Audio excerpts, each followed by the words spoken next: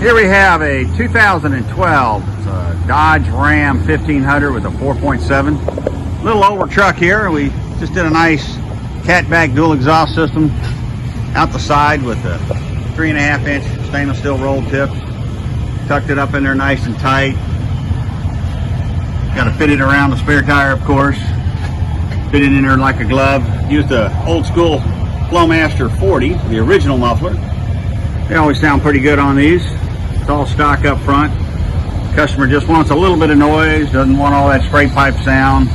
Should give it a little rumble. Let's see what it sounds like here.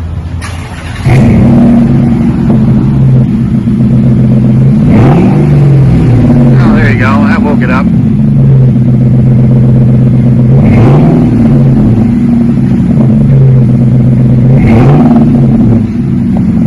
Hard to beat that old school Flowmaster.